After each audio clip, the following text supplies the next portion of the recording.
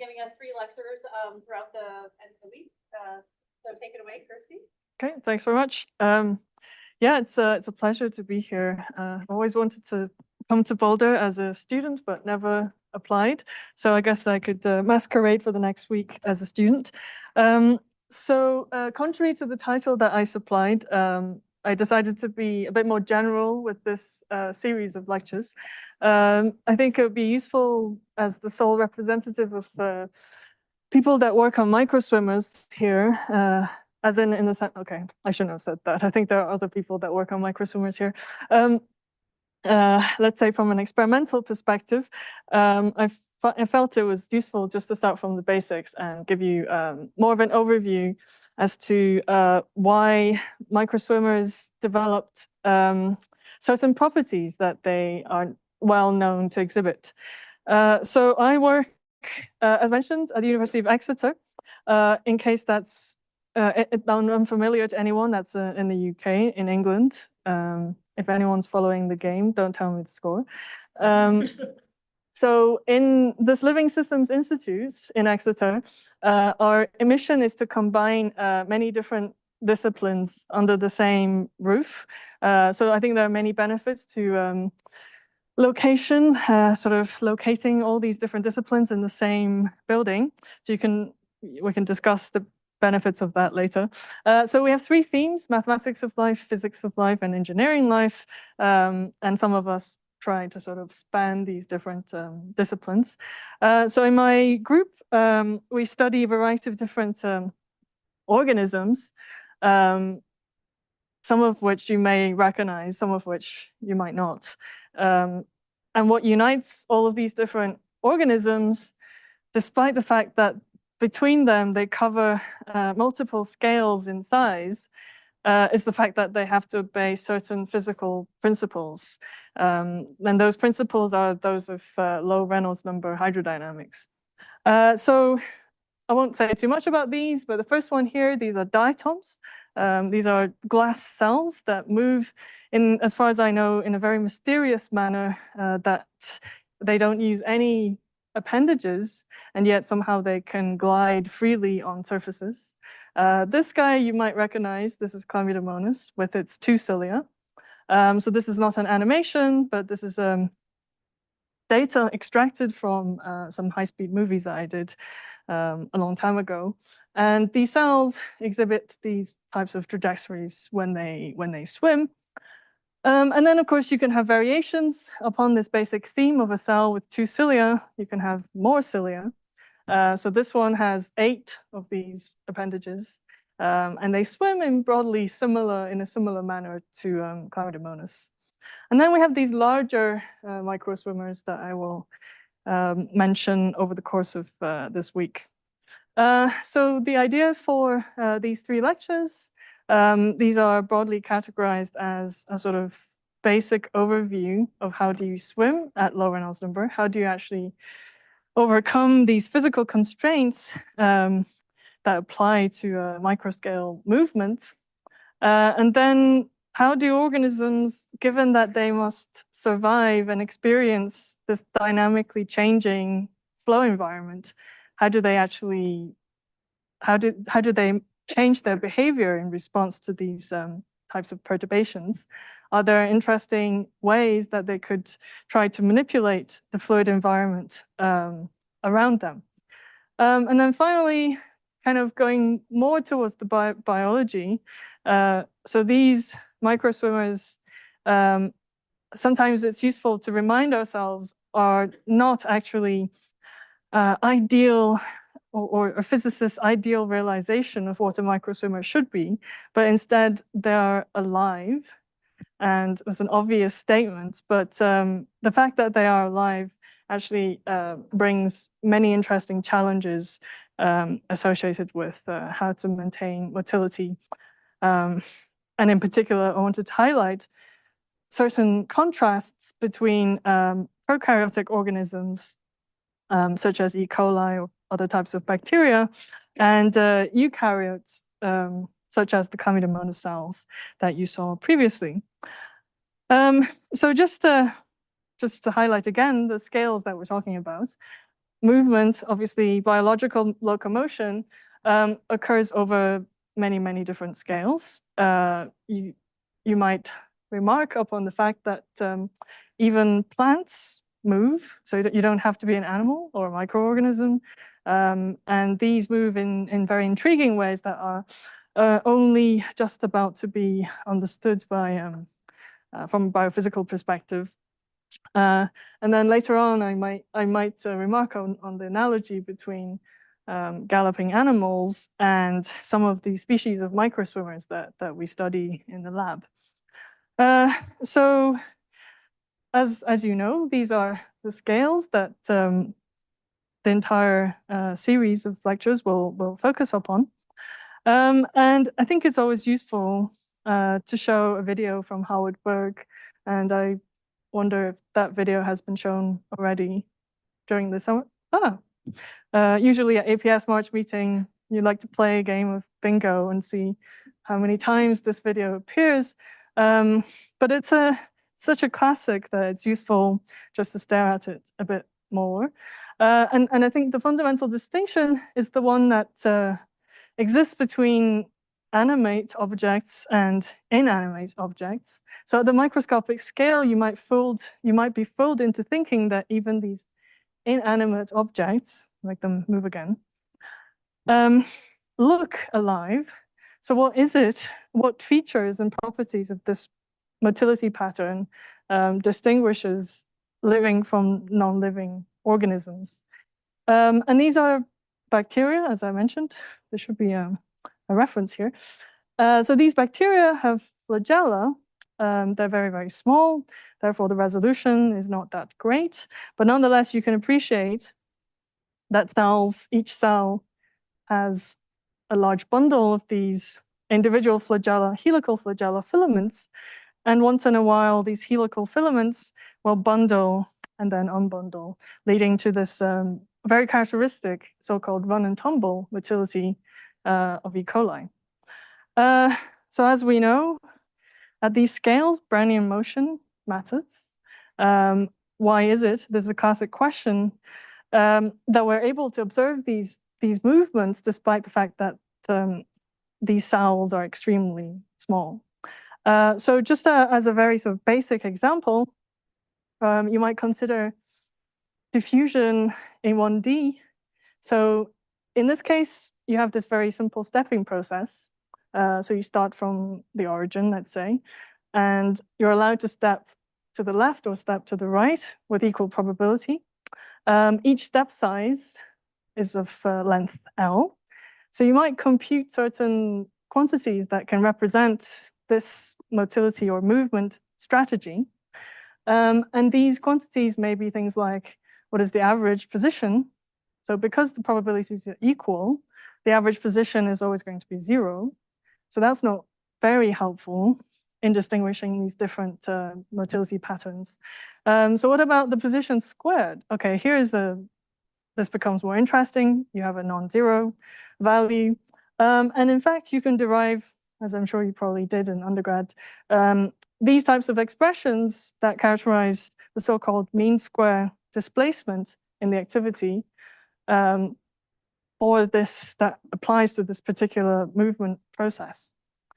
And in general, you have this expression, which means that the displacement, or the mean square displacement squared, scales with the number of steps that you take.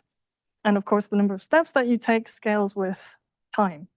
And this is a very basic scaling argument for why diffusion takes the form, the physical form that it does. And then just to give you this motivation for why organisms have to move beyond the diffusive constraints, in the sense of why do they need to move faster than what diffusion will allow, you can define, in this sort of discipline, is extremely useful to think about scaling arguments in general. So you can typically define a time scale that is just length squared divided by diffusion. And so it can be measured from empirical measurements. that the typical diffusion for a small molecule is around 10 to the minus 5 or 10 to the minus 6 centimeters squared per second.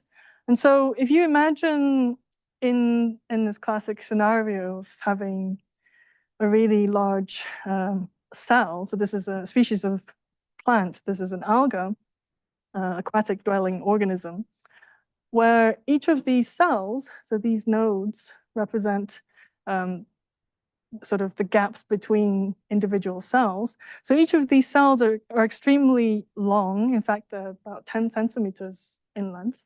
So if you imagine, according to the scaling argument, how long does it take for a particle to just passively diffuse across a 10 centimeter gap? It's going to take around 3 months. So this is obviously unhelpful. And so this really justifies why across the realm of living organisms, you often find ways or molecular motors or microswimmers that can outpace these diffusive limits. And in fact, just as a highlight, in this organism, the motor that's responsible for activity or active movement, there's myosins, are actually among the fastest myosins that you can find across all of nature, much, much faster than equivalent myosins found in animal cells. Okay, so this brings us to the idea of low Reynolds number motility. So as we know, in this case, we have this very famous seminal work from Purcell in 1977 called Life at Low Reynolds Number. And if you haven't read this article, I would really encourage you to read it. And within it, it contains, and using very sort of generic terms, the basis of our understanding of how motility at the microscale actually functions. So in this case, we can, of course, it's useful to define some dimensionless quantities. And in this case, you can define what is known as a Reynolds number, the scaling between viscous contributions and inertial contributions. So what we know is that this number is typically extremely small for any organism that moves at the microscopic scale. And this naturally leads to a number of different constraints or properties that these organisms must satisfy. And Purcell put forward in particular the idea of a hypothetical scallop, which is just this one-dimensional, which is this creature that resembles a scallop only in morphology. And it supposedly only has a single degree of freedom, which allows it to open and close its shell. And such a scallop will not actually swim at low Reynolds number. And we'll discuss this again in the next slides. This is contrary to the inertial situation, where just by manipulating the forward and backward strokes, so by manipulating the speeds at which you perform these strokes, this organism, hypothetical scallop, will actually make net progress. So this is actually a theorem that should not be named in this way, because it took me many years to realize that in nature, real scallops don't move in this way at all. So this is a GIF that represents a real scallop, and you can actually see that it does move with inertia. And in fact, inertia is extremely critical to the mechanism of motility, if you could call it that. But nonetheless, the name is too late for the entire field. So I wanted to show you this video because this is a classic from G.I. Taylor. Sometimes there's a variant, which I think has been shown in past summer schools, where you just drop a single blob of ink. And the expectation is that, sorry, this is a Couette chamber with some viscous fluid inside, with some dye that denotes some sort of quantity you're trying to recover. So in this case, if I play the video, I wonder if it has sound as well. and I'm not entirely sure, but I think this may be G.I. Taylor himself. During the forward motion, the boundary of the fluid follows a path determined at each instant by the motion of the wall. At these very low Reynolds numbers, particles within the fluid move when the boundary moves, and they stop when it stops. During the reversed motion, the boundary of the fluid retraces exactly the path it followed during its forward motion, and the particles return to their original position. There, so this is real. It's a real effect. And I always think that fluid mechanics teaching in particular is always enhanced by having like a lyrical English, elderly English professor narrate these things. Anyway, so this sort of brings us to sort of the first set of conclusions, which is if you want to move at the microscopic scale, you're constrained by the fact that the Reynolds number is very, very small. So if you, in this picture that I stole from somewhere I haven't cited, you can find that bacteria and all sorts of these organisms that I showed in the beginning of the lecture have a very, very small Reynolds number. So I just wanted to maybe spend a few minutes on the board, just discussing some of the consequences. If I could find a bit of this extremely expensive chalk. So maybe I'll just use this this bit instead. So if we, so let's say properties of the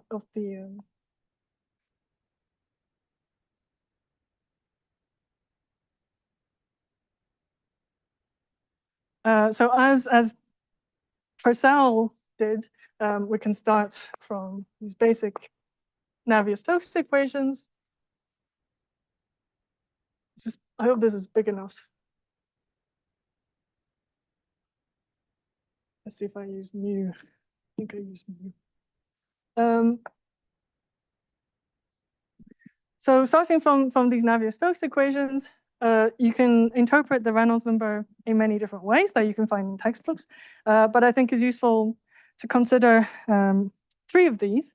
So to begin with, let's say the inertial terms here, how do they scale?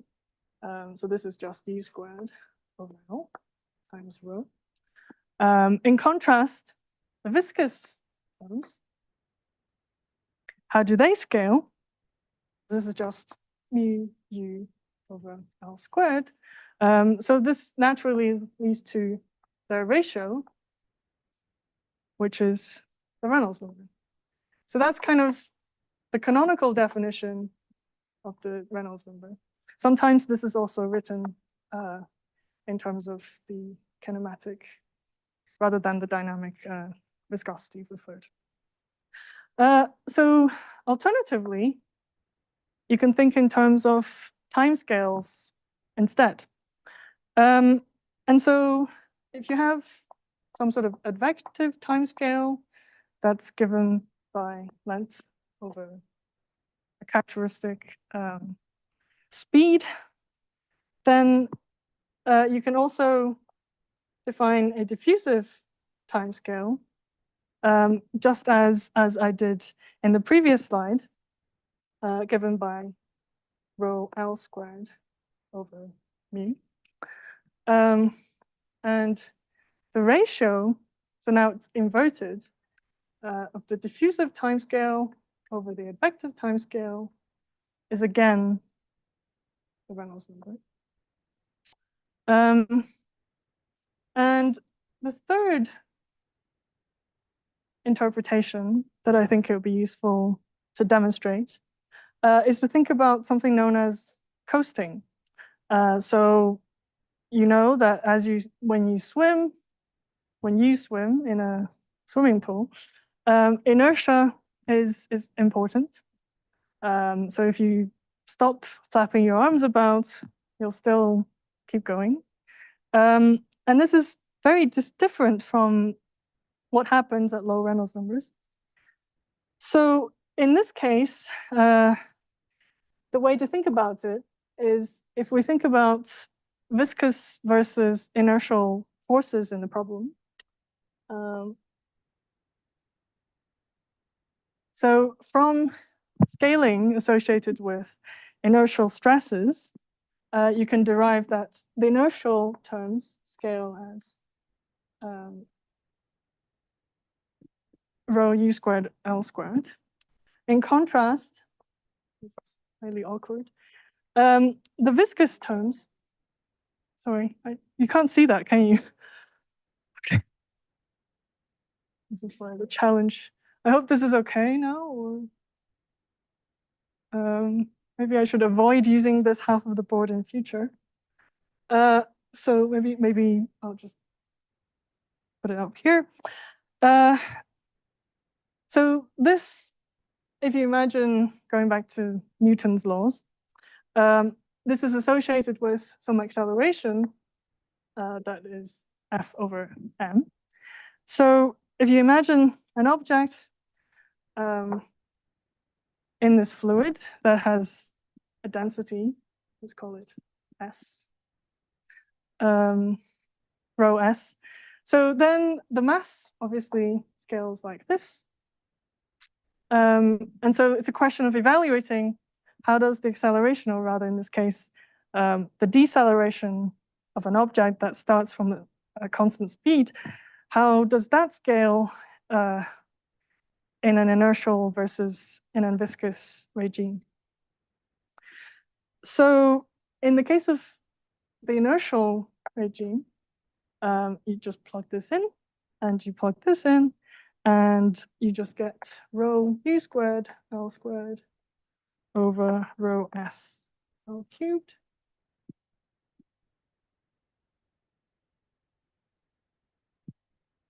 So if you then calculate the coasting distance, if you like, let's call it x, which we all know scales with u squared over the deceleration in this case. So you put this term back in here. Sorry, I missed the u squared here.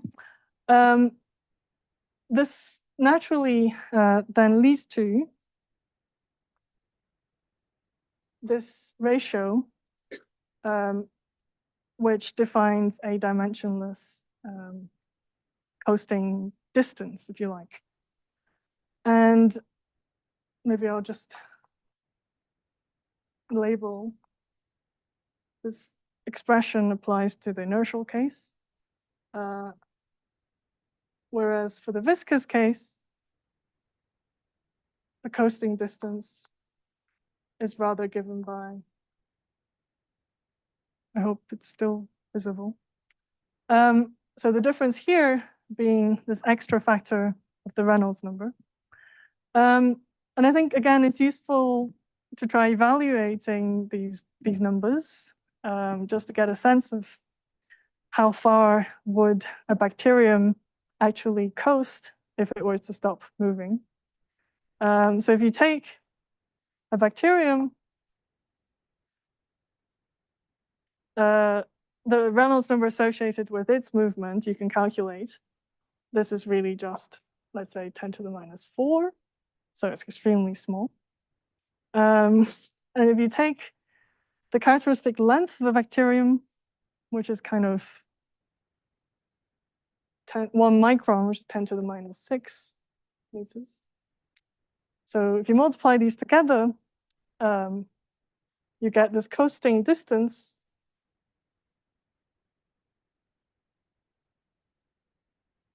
which is 10 to the minus 10 meters, also known as an angstrom. So basically, bacteria will just stop moving instantaneously if they stop moving their appendages around. So that's a very sort of simple argument, which I hope sets the intuition for why organisms move in the first place. And then thinking a bit more in more detail. Oops.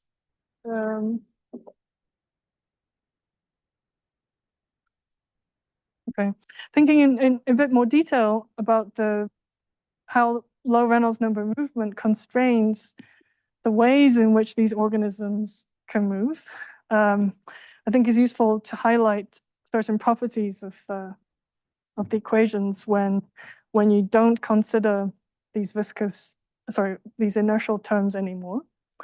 So in this case, the Navier-Stokes equations up there, they reduce just to the Stokes equation, where basically we just keep only the terms associated with viscous stresses.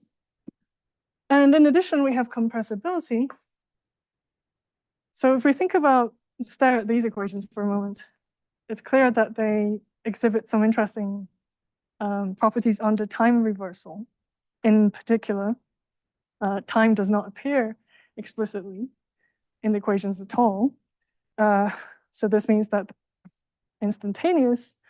And just to sort of highlight some properties of time reversal that it may be useful to think about are which systems or which systems do you know that are actually time reversible, or if you go from t to minus t, they satisfy the same expressions. So I just wanted to sort of highlight two different scenarios where in one case time reversibility is satisfied, whereas in the other it's not. So in this case, if we have something like Newtonian mechanics, sorry for the terrible writing, you might start from this very simple equation, which, obviously has the solution. Let's call it B0. So what you'll notice is that if you take time to minus t, the same solution, so basically if you take time to minus t, this is equivalent to taking v0 to minus v0, which of course still satisfies the original Newton's equations. Whereas if you do something like diffusion, this is no longer the case.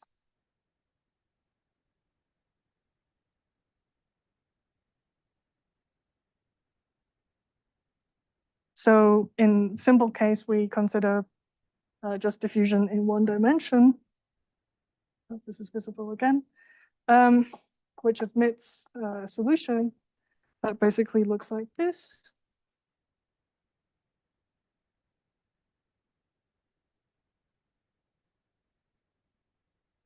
So if you take t to minus t here, this is no longer a solution of these equations. So with this sort of intuition in mind, you start to realize that different types of systems, whether they're solids or liquids, will be subject to different properties under time reversal. So in particular, doesn't matter, but one critical observation is that the same solutions are satisfied.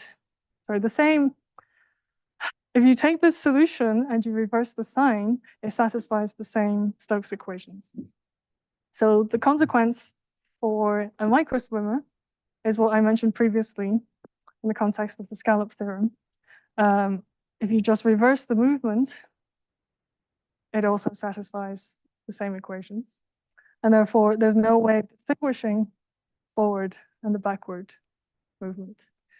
And therefore, organisms in general have to somehow overcome the limits of the scallop theorem in order to self-propel. And they do this in many different ways. But before I discuss how biological organisms do this, I just wanted to briefly mention how this may be done from a design perspective. So the first caveat is that what I said previously only applies to Newtonian fluids. So if you're no longer in a Newtonian fluid, then there are opportunities to where this scallop theorem will actually break down. And then in this study, they show one particular example of how this can be achieved by creating both microscopic and macroscopic versions of these scallops. You can read about the manufacturing design details in the paper.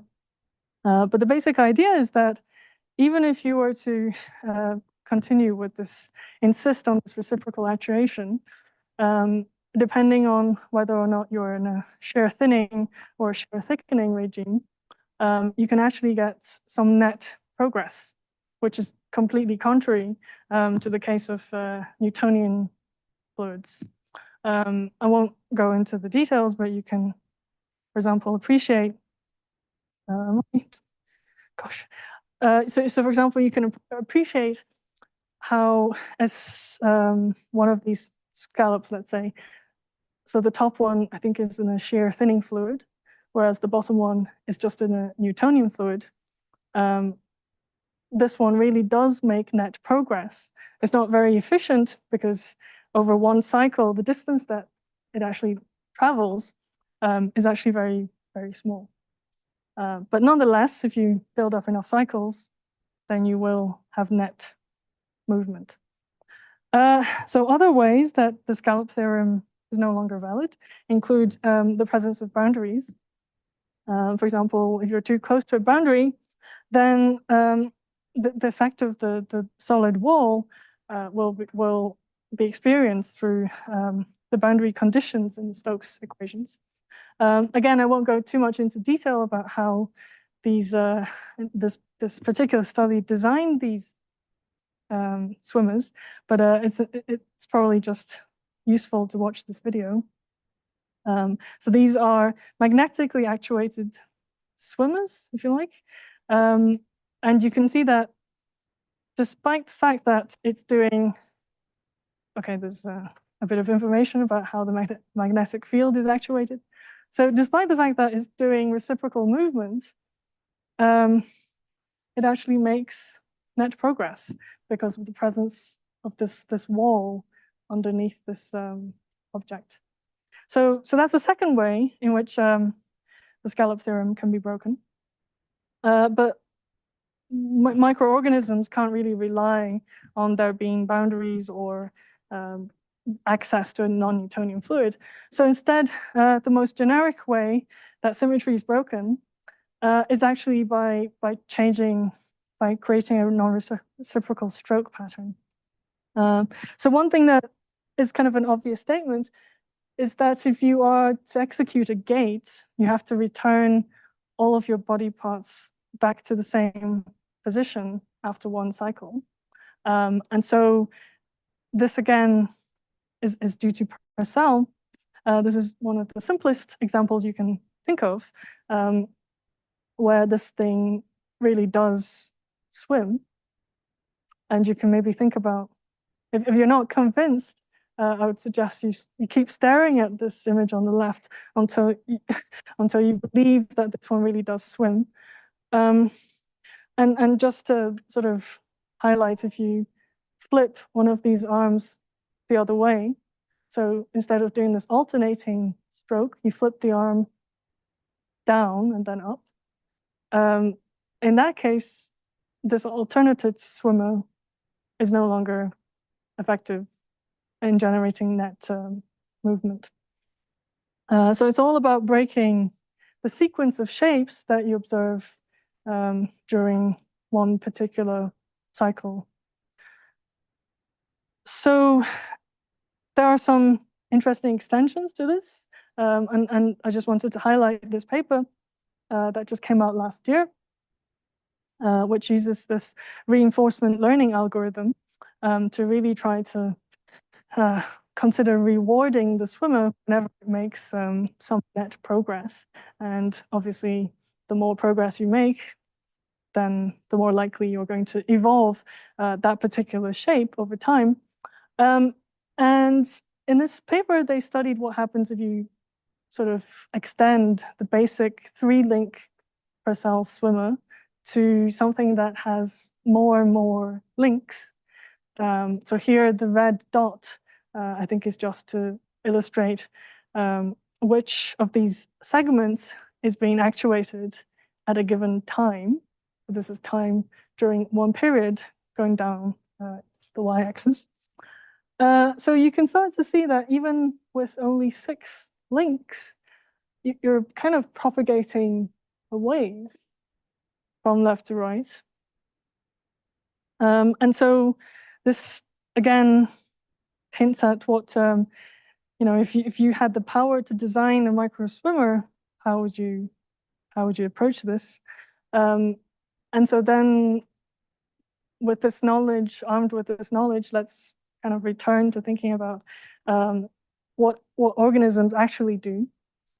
And so in this illustration, we're thinking about 3 distinct swimmers that, so this is from Phil Nelson's book, which I again failed to label. You have a flapping organism where it has some appendage that it just moves back and forth. So this is basically just the scallop. So we know already that this one is not going to swim. You have what he calls a twirler, which cranks a stiff helical rod, suggests that he already knows what this represents. That's probably a bacterium. And we'll come back to this and studying exactly how fast this one swims, but it definitely, you'd expect it swims. And then the final one is sort of a bit of an intriguing one that he calls a spinner. So essentially you have a single appendage, imagine a rigid rod that's just being rotated around and round. Does that swim? So maybe I could do this experiment. Who thinks it swims? Oh, everybody thinks it doesn't swim. Oh, okay. Does anyone want to volunteer an explanation for why it doesn't swim? Everybody's convinced that it doesn't swim, but no one wants to tell me why. Any shout? Nobody wants to say anything? Gosh, okay. I was told that people ask lots of questions here.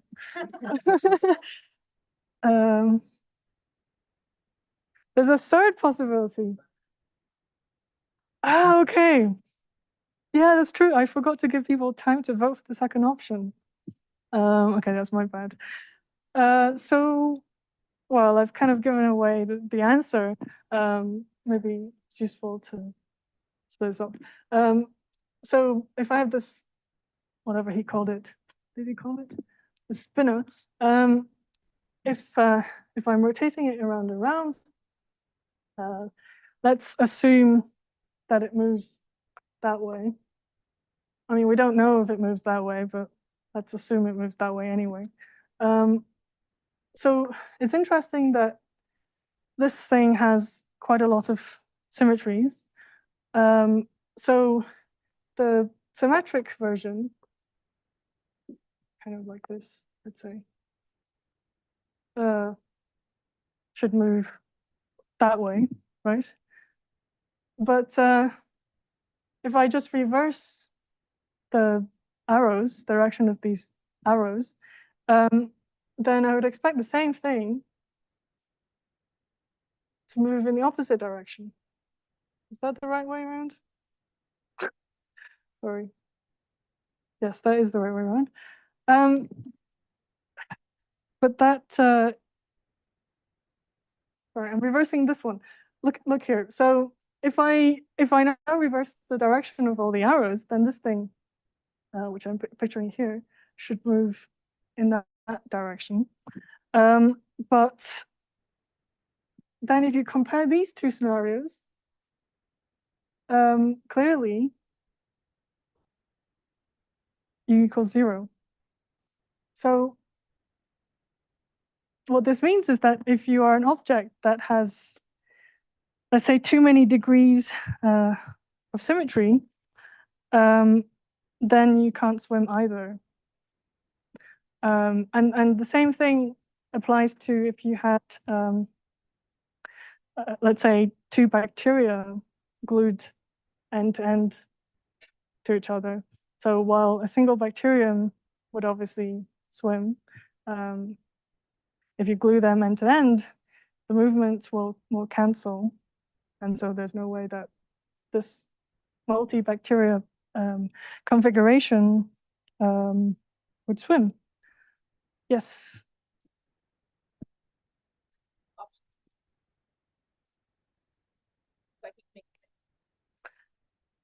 Well, so option B, as we'll discuss again in more detail, the key is the helix part.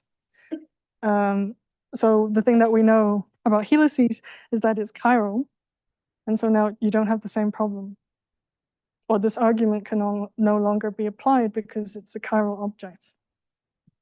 So it's quite, yes. Yeah, sure. Do you want to raise the volume or?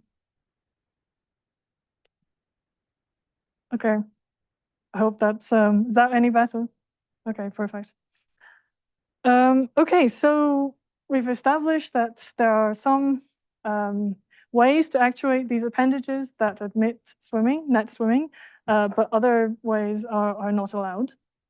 And so in nature, you actually find like this huge diversity of different ways to actuate appendages. And there are also ways that allow a cell to move without any permanent appendages. And this may be, you might think of as a amoeboid movement or the movement of mammalian cells. And this is maybe something that other lecturers have discussed over the course of, or will discuss over the course of this summer school. So we're just going to focus on all these scenarios where you do have appendages. So you might recognize, well, I don't know if you recognize this. This is a euglena. It's an alga that has a single flagellum. So even though it's an alga, it also actuates as helical flagellum. This is meant to be a sperm cell. These are ciliated organisms. This is a chlamydomonas cell. And we'll talk about this a bit later on. So there's a multitude of different ways to actuate any number of different appendages in order to move in a low Reynolds number sense. So this brings me to the idea of convergent evolution in the sense that you have all of these different, across the many different phyla, you have all these different organisms that all display appendages of some kind that allow them to navigate through fluid environments. So this is a really nice review that I'd recommend if anyone's interested in the molecular mechanism underlying all these different motility mechanisms. You can check this out.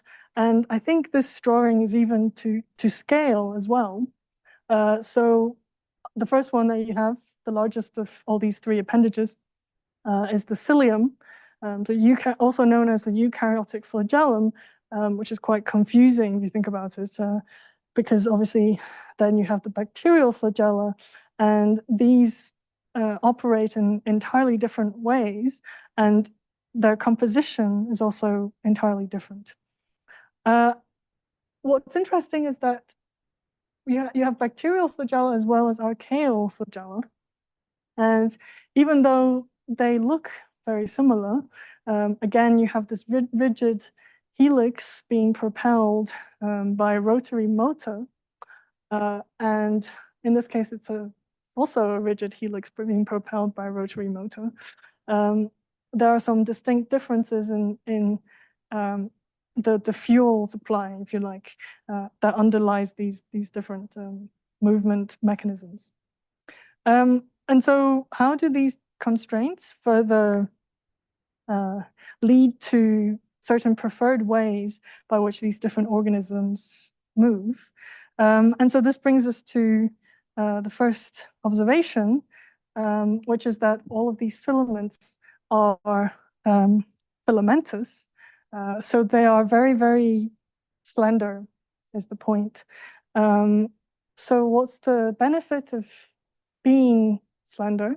And so this is something that is well known, which is known as drag anisotropy.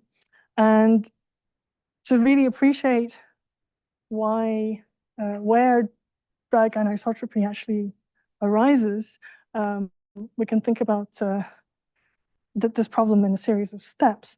So the first thing to note is that in Stokes flow, you have a set of fundamental solutions to Stokes flows, known as the Stokes let.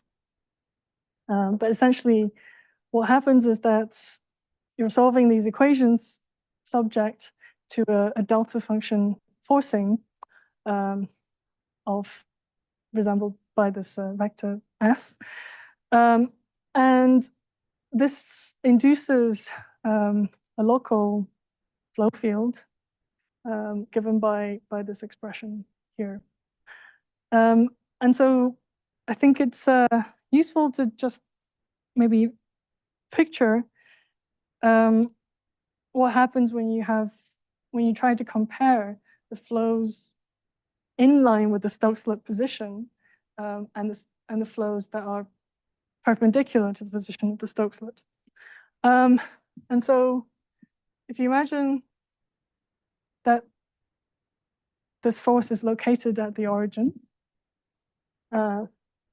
then if you evaluate this force at some distance r from the origin, let's say, how does that flow, ideally a different color, compare to what happens if you were to evaluate the flow at a different position? Let's call it U perpendicular. So if you plug everything in, it's clear that in the parallel direction, let's call it R00, this should be given by f over 4 pi mu. In contrast, in the perpendicular direction, I mean, in fact, the third dimension doesn't really matter because the force is just in the x direction. This is instead given by f over 8 pi mu. So in this very simple situation, you have this very simple relationship which suggests that the flow in this direction is twice as much as the flow over here. So what does that mean for rods? So this is not a rigorous argument, but if you imagine now you're, let's say, actuating a slender rod-like object in a fluid, then at every point you might associate with a Stokes-let. And in this case, neighboring Stokeslets will sort of help each other. So what this means is that the drag that this rod experiences in this perpendicular direction must be twice as much as the drag that it experiences in this direction in order to compensate for this very simple observation. And this is really at the heart of everything associated with how microorganisms move. By virtue of having filaments that are very long and slender, the way that these filaments move in the fluid must be subject to this very simple constraint. And of course, there are calculations that you can do to make this type of argument much more rigorous. But all of this will ultimately lead to some sort of scaling between the perpendicular so-called drag coefficient here and the parallel drag coefficient.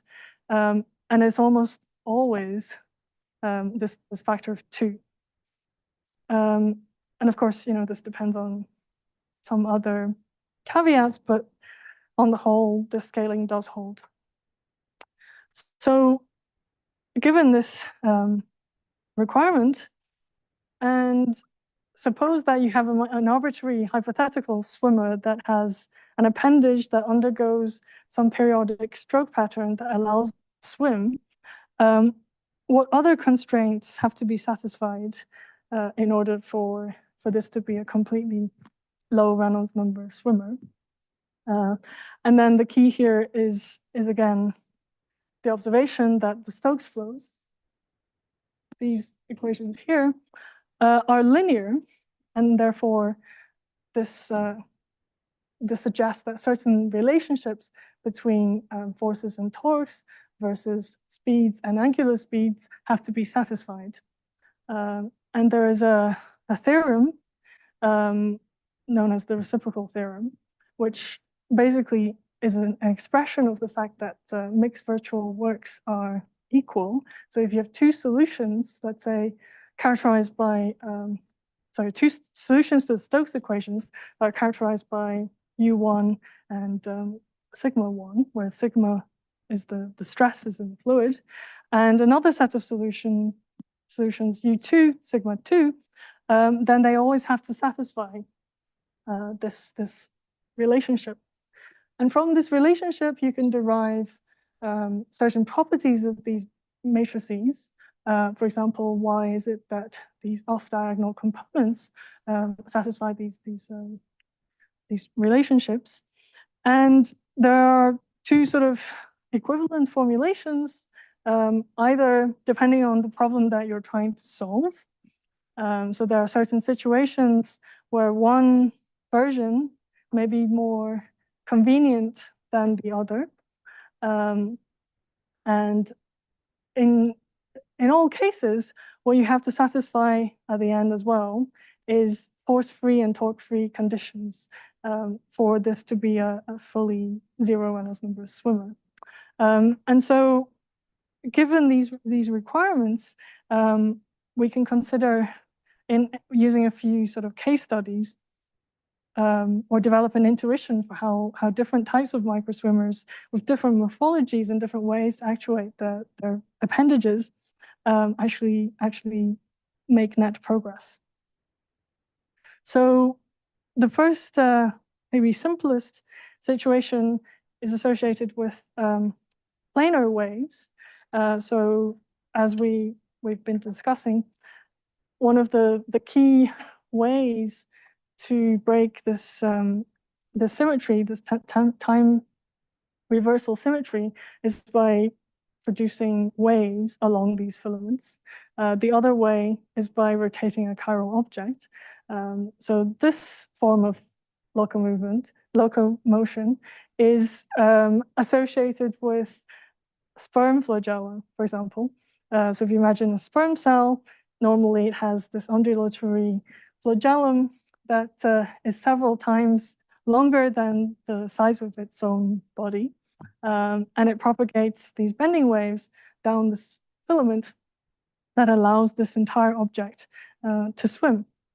So I think it might be useful just to, let's see how much time we have, derive, or at least part of this derivation, to understand how a sperm-like swimmer actually moves. Okay, I'll use this part. So if you start from this sort of undulatory shape, then which way does it swim if I propagate a wave in this direction? So you'd expect the organism to move in direction. And the intuitive way to think about this is to really consider what happens to individual segments of this waveform.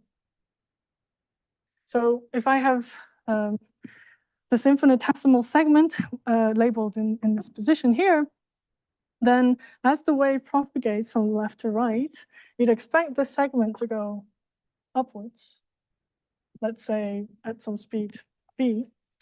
And therefore, the drag is in the opposite direction.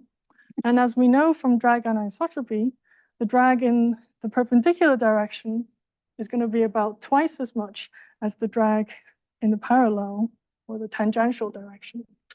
So what this means is that you can basically end up with this sort of resultant drag,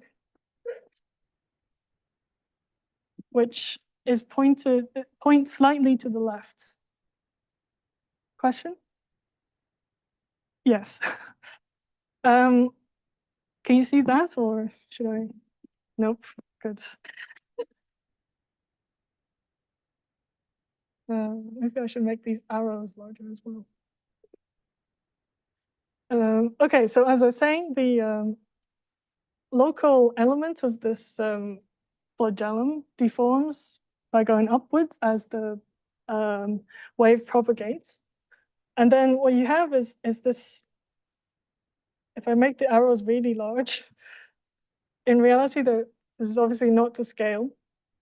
According to drag anisotropy, this is sort of what you get in the two directions that are relevant.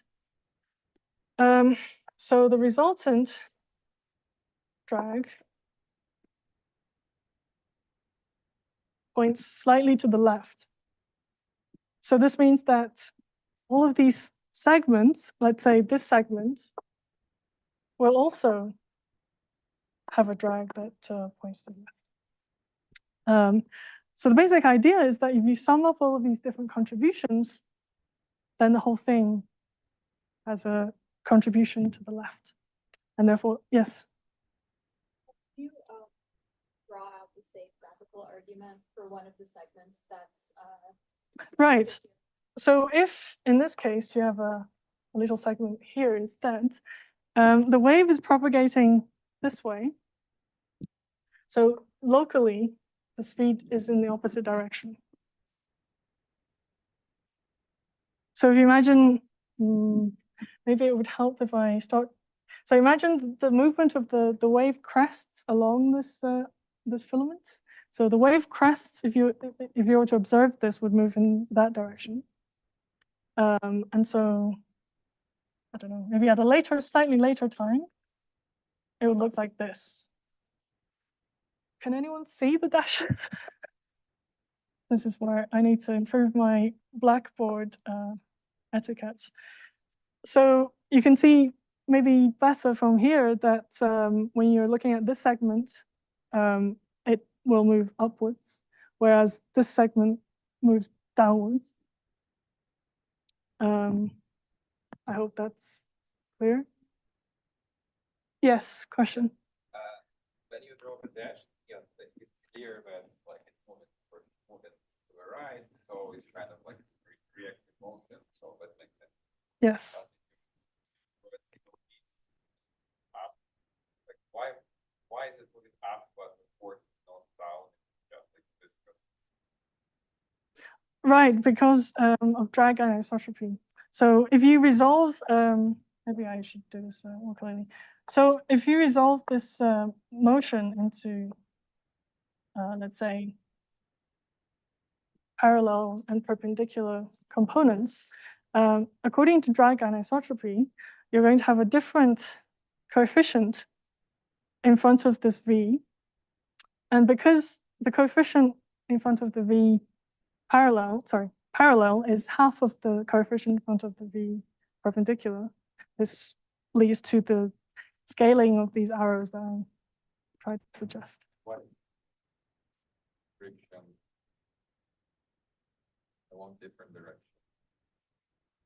So the different frictions along different directions is a property of this Stokes flows that I tried to illustrate here. If you imagine, okay, sorry for walking back and forth. So imagine the Stokes slit here.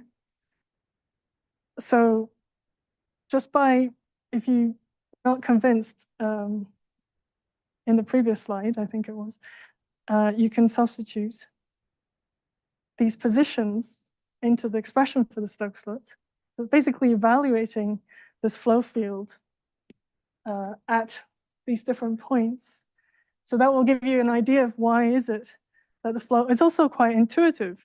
If you were standing here, obviously the flow you'd experience is going to be higher than if you're standing there.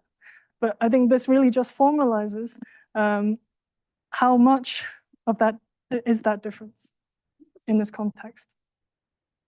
And so if you then have a rod, imagine that the rod now consists of many, many, many small. Okay, I hope that gives a bit better intuition. Right. So returning to this example, so our intuition is now that this sperm-like cell will swim to the left. So we're just going to try and derive this from a very simple argument. So if the axes are labeled like this, and in the regime of very small deformations, you can express the envelope or the profile of this wave. I hope this is visible. Like this. And so the basic idea is that you have this wave traveling from left to right. And so the profile of this filament will satisfy this expression. So relative to the background, assuming the background is quiescent and there are no background flows, obviously this whole thing is now translating at some speed. Let's call it u. Then the total speed will be the deformation of these material points along the filament plus this translation speed u that we're going to assume.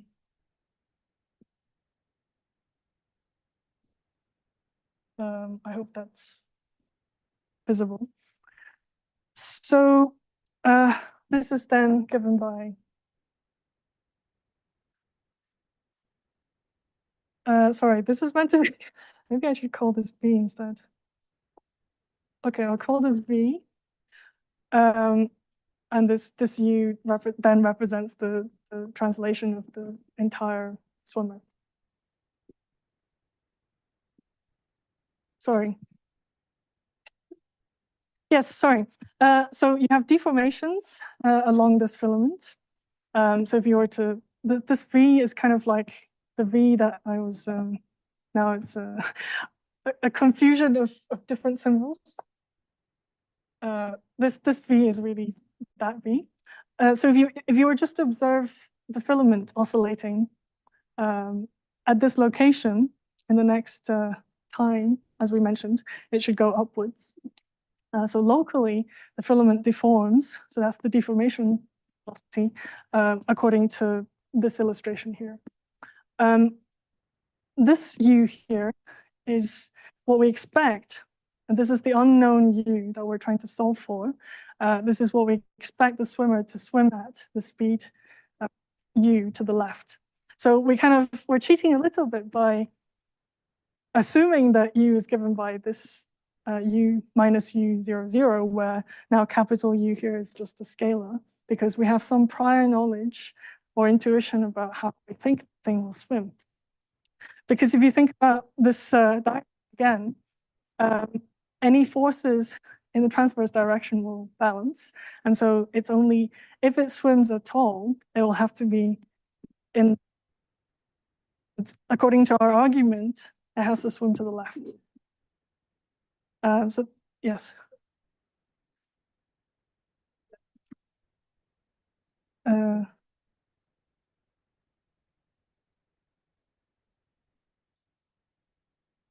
Yes.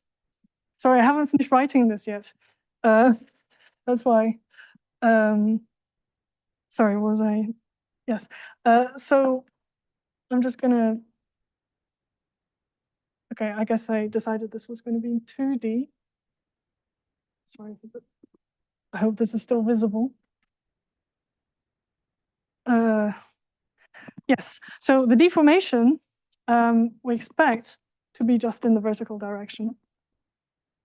So y, again, a reminder here, y is given by that expression for the profile of this wave.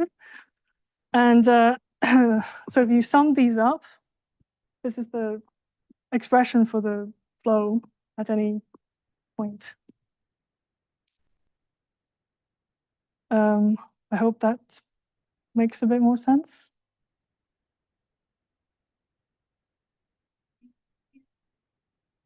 Yes. The total flow, yes. Because if you think about what the swimmer is doing, so if you now move into the frame of the swimmer, it's doing all these undulations, but it would still do these undulations if you were to fix it. So if you kind of, with an optical trap or some other mechanism, just fix the swimmer, it would still be doing the same undulations. Of course, in reality, in biology, there might be mechanosensitive responses, but that aside, it will still be doing these undulations. But now, if you're doing these undulations and you're swimming, then you have to go to the lab frame. Yes. Velocity a point on the tail, or is it the velocity of It's the velocity of the fluid that is on the tail, because it has to match. The point is that it's a solid boundary, so it has to match.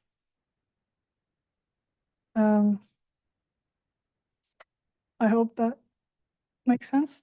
Actually, I wanted to be on, sorry for walking back and forth again, on this slide here. So just to save a few lines of writing. So in this scenario here, if you resolve these forces, in fact, this is very similar to what I was trying to draw. So maybe this is a much better version. So if you substitute these expressions for what u parallel and u perpendicular are into the drag equation here, you can see that you can collect terms together and you get this expression, which we're going to then use now on the board for the rest of this derivation. So I hope I've convinced people that this holds. So if you believe that, then locally, I think I'm being consistent here. The drag is then given by, oh, I've called this V now. So the V is the same as the U on the slide.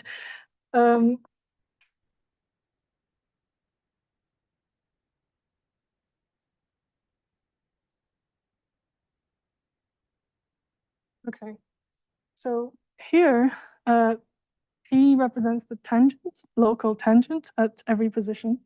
And then V is the total flow that we just calculated. We're supposed to finish at 10:30. Okay. So I think I'll just maybe summarize the key steps here. So the other bit of information that we need is what the local tangent vector looks like in this case. So this is really in the limits of small amplitude deformations.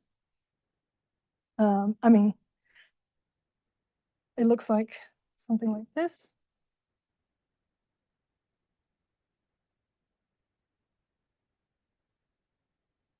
So in this limit of small deformations, this just becomes 1, and then dy by dx. So that's the expression for the local tangent. And so what you have to do to calculate the total drag is just integrate the whole thing. along the entire filament.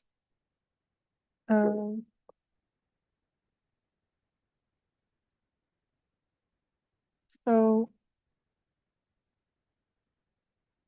this is where I realized that people can't see the bottom half. I hope people are convinced already about this part. And then the drawing, you can refer to the slide instead. So if we then substitute everything into here,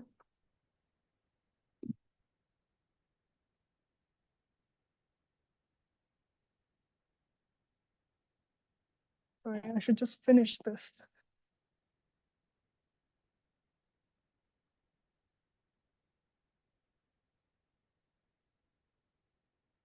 Yeah.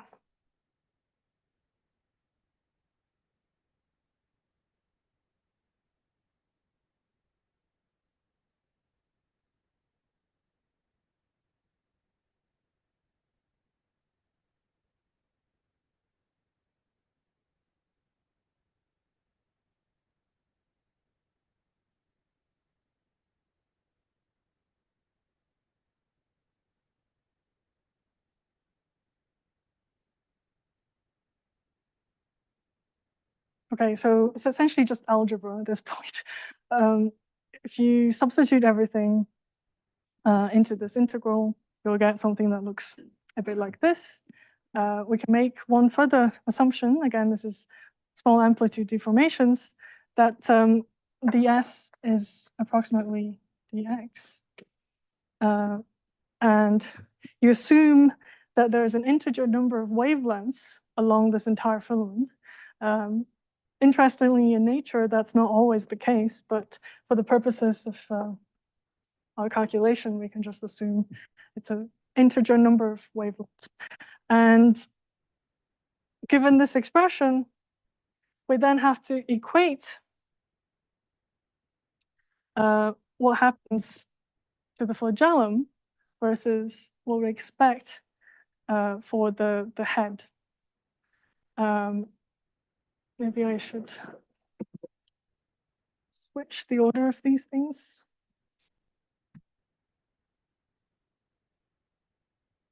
Is it?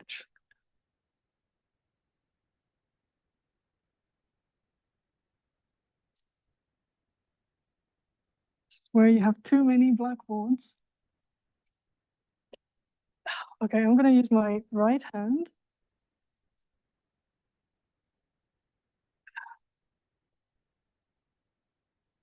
I hope I won't destroy these by the end of these three lectures. Maybe I'll just stick to slides in the future. Okay, so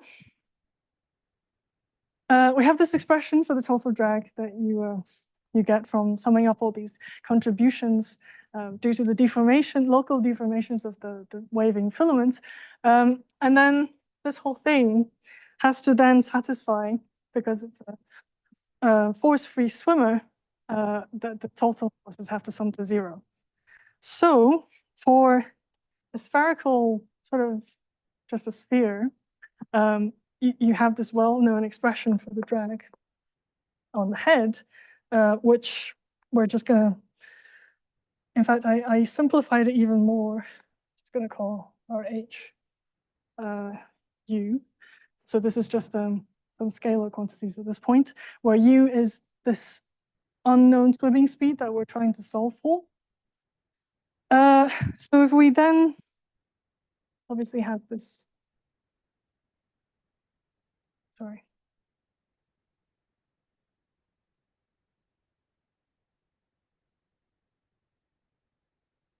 Let's call it,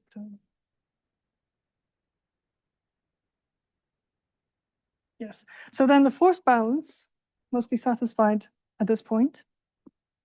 And this gives us an for swimming speed U in terms of all these properties of the filament, such as its amplitude, frequency, wavelength. So this is a solution that we can now find if we have access to these different parameters. In the interest of time, I'll leave the details for you to complete. But then the final expression that you get looks like this. You can, yes.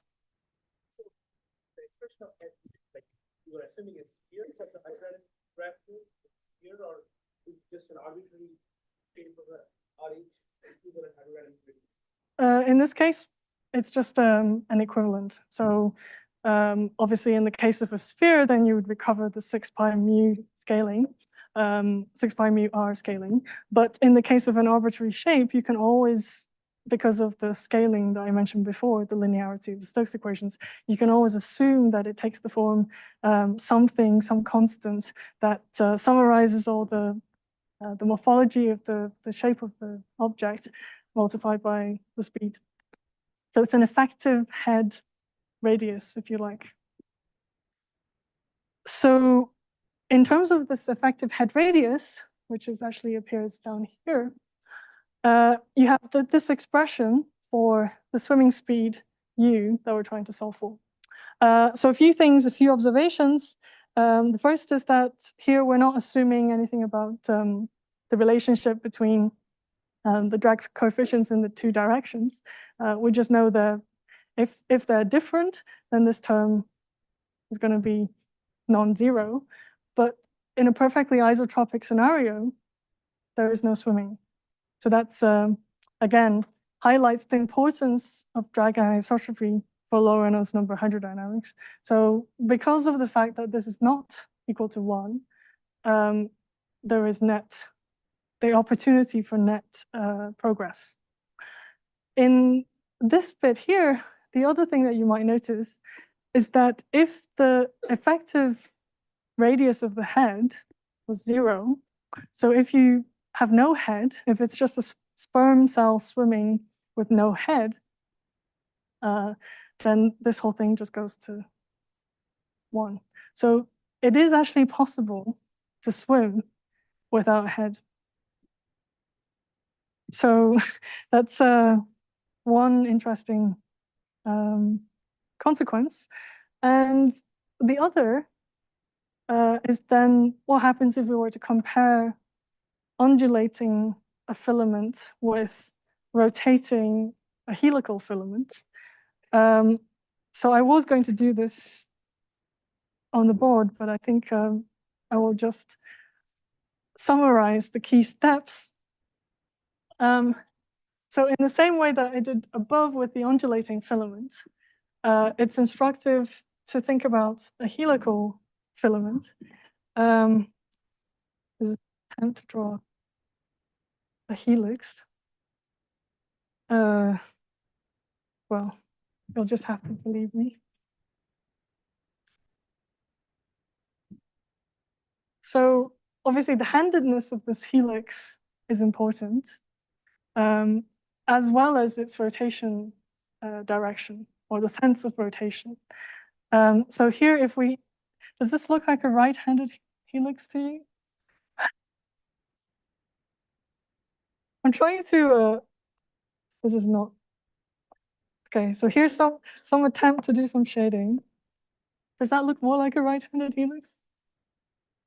Okay, this is a right-handed helix.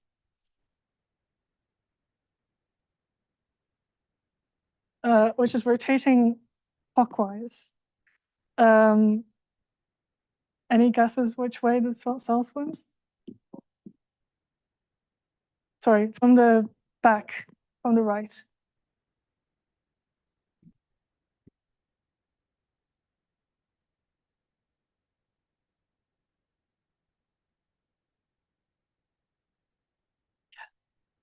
I mean, I deliberately set this up so that so that it swims to the left. So in a similar way, we can think about what happens to these little elements on the filament as it rotates. So if this thing was rotating clockwise, viewed from the right, then these elements again are going to go up. I hope people can yeah, I need a different color of chalk. So these small elements again go upwards, which is basically the same scenario as above. And so you end up with this way and this way again. So again, you get an intuition for why this object swims to the left. So basically the conclusion here is that if you have a right-handed helix as your appendage and you rotate it clockwise, you go left. If you have a left-handed helix, then you go in the opposite direction. So yes.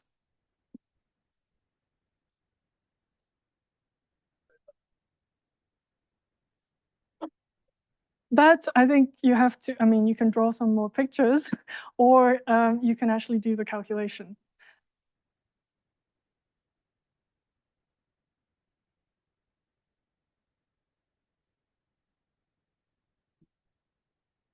For any helix. Well, I mean, this is just a regular helix. Obviously, you can try and do this for, I think it's less intuitive if you start to think of different types of chiral shapes.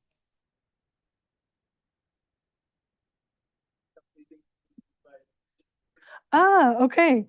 For the purposes of this calculation, yes, because then it makes the calculation simpler.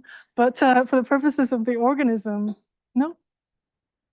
Principle, the organism would be. In principle, if it were not, so in principle, if you have an incomplete object or an incomplete helix, maybe you're right, and then some of these contributions don't cancel exactly. And so what you end up with is maybe a term that is not in the proportion direction. And so you end up with skewed swimming potentially. And again, this is maybe a similar situation to what would happen if you, so here I just drew that the filaments being attached to the body in a very sort of streamlined fashion. But if there was an offset, again, this often happens when you design, so let's say magnetically actuated swimmers, then you end up with off axes, all sorts of crazy patterns. But what's interesting is that they will always admit a helical trajectory. So then here we're no longer talking about the helicity of the appendage itself, but the helicity of the trajectories that are created. So there's an interesting, if you think about it, if you're actuating a periodic stroke all the time, then there's a reason why you'd expect the output to be a helical trajectory.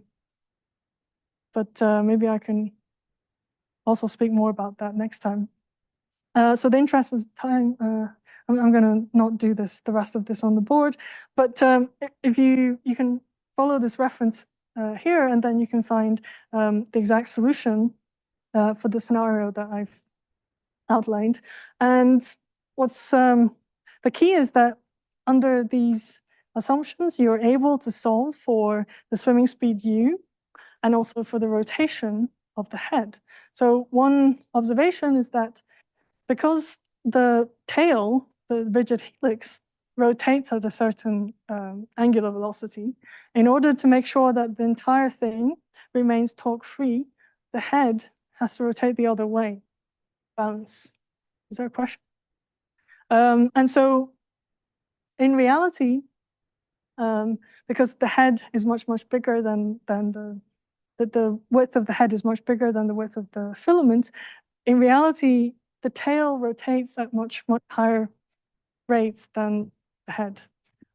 But this expression will actually give you that ratio exactly. So a few things to note. So if we start to then again consider the effect of changing the size of the body and the size of the head, if you like. So this AH here is the radius of the effective radius of this organism. Then you find that it goes down to 0, the swimming speed goes to 0 when the head radius shrinks. So in contrast to the case of the planar swimmer, you can't actually swim with a helix at all if you don't have something attached to it. So I think that's an interesting or useful result to know when you're trying to, if you were designing microswimmers, let's say, because that means you have to attach the helix to something for the whole thing to move. Yes. Yeah. Yeah. So if you don't have the head, the whole thing rotates. Sorry, in the planar swimmer. Sorry, I mean, still the whole thing has the tail also has drag. So that basically balances the individual contributions. That makes sense. What you can also do is you can attach, let's put it this way.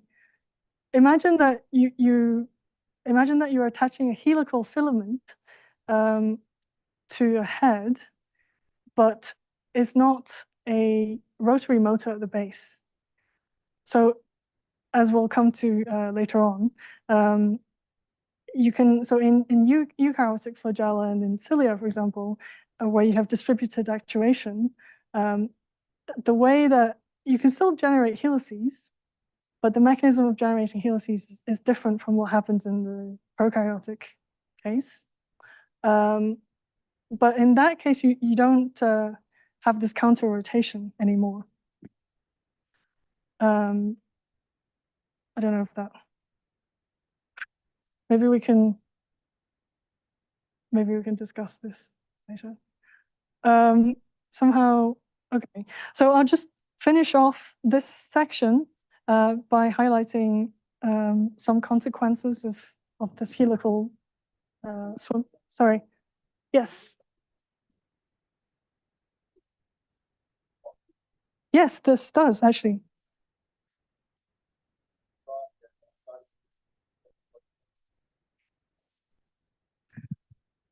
I think this does.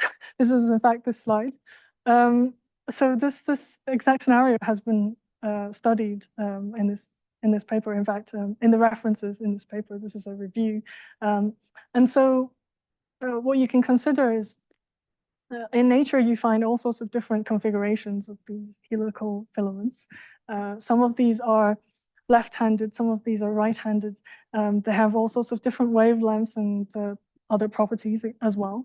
So if you kind of evaluate optimality arguments for swimming, let's say how well do you propel, then you can find these different regimes. So this is a plot in terms of hydrodynamic efficiency, where I think it's quite suggestive. So here we have helix wavelength versus circumference. These are just two key parameters that characterize these different, diverse patterns.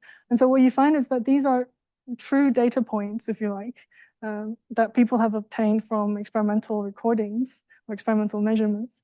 And the color map represents the expectation from these hydrodynamic calculations. And so you find that they are kind of, not exactly, but fairly optimal for hydrodynamic efficiency. So nature has really found some pretty good solutions, I would suggest.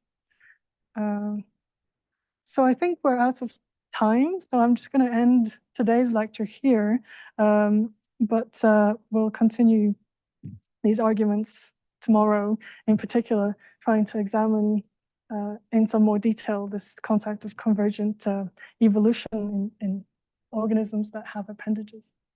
Okay, thank you.